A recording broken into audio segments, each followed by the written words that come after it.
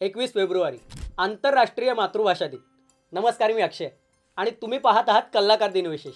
सगळ्यांना अभिमान असतो आपल्या मातृभाषेचा, पण तुम्हाला माहिती आहे का 21 फेब्रुवारी हा दिवस आंतरराष्ट्रीय मातृभाषा दिन म्हणून साजरा केला जातो। तर आजच्या व्हिडिओमध्ये आपण जाणून घेऊया की हा दिवस का साजरा केला जातो, याचे महत्त्व काय आणि मातृभाषेचे जतन करणे का गरजेचे आहे। त्याआधी आपल्या कल्लाकार YouTube चॅनलला सबस्क्राइब करा आणि Instagram Facebook पेजला फॉलो करा। आंतरराष्ट्रीय मातृभाषा दिनाचा इतिहास। तर हा दिवस 1952 मध्ये घडलेल्या एका ऐतिहासिक घटनेशी संबंधित आहे। बांगलादेश, त्यावेळचा पूर्व पाकिस्तान, येथे बंगाली भाषा टिकवण्यासाठी मोठे आंदोलन झाले। 21 फेब्रुवारी 1952 मध्ये विद्यार्थ्यांनी बंगालीला अधिकृत भाषा म्हणून मान्यता मिळावी यासाठी मोठा लढा दिला। पण या आंदोलनादरम्यान बऱ्याच विद्यार्थ्यांनी आपले प्राण गमावले। याच पार्श्वभूमीवर युनेस्कोने 1999 मध्ये 21 फेब्रुवारी हा दिवस आंतरराष्ट्रीय मातृभाषा दिन म्हणून जाहीर केला आणि 2000 पासून हा दिवस संपूर्ण जगभर साजरा केला जातो। मातृभाषेचे महत्त्व।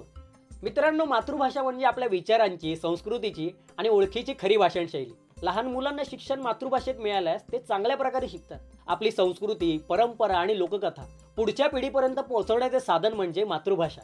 मातृभाषेमुळे आपली अभिव्यक्ती समृद्ध होते आणि स्वतःला प्रभावीपणे मांडताही येते। आजच्या काळातील मातृभाषेचे संकट।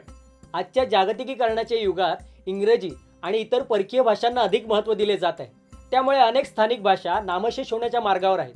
काही भाषिक अभ्यासकांच्या मते दर 14 दिवसांनी एक भाषा लोप पावते। आपण जर आपल्या मातृभाषेचे जतन केले नाही तर भविष्यात आपली भाषा आणि तिची संस्कृती हरवण्याचा धोका आहे। मातृभाषा जतन करण्यासाठी आपण काय करू शकतो?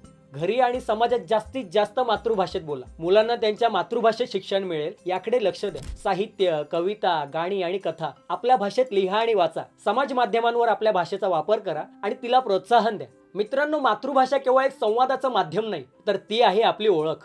म्हणूनच 21 फेब्रुवारी आंतरराष्ट्रीय मातृभाषा दिन फक्त साजरा न करता आपल्या भाषेचा अभिमान बाळगा आणि तिचे जतन करण्यासाठी पुढाकार घ्या। आणि तुमची मातृभाषा कोणती हे खाली कमेंट करून आम्हाला नक्की कळवा। हा व्हिडिओ जर आवडला असेल तर लाईक करा, शेअर करा आणि आपल्या कल्लाकार YouTube चॅनलला सबस्क्राइब करायला विसरू नका। चला तर भेटूया कल्लाकार दिन विशेषच्या पुढच्या व्हिडिओमध्ये।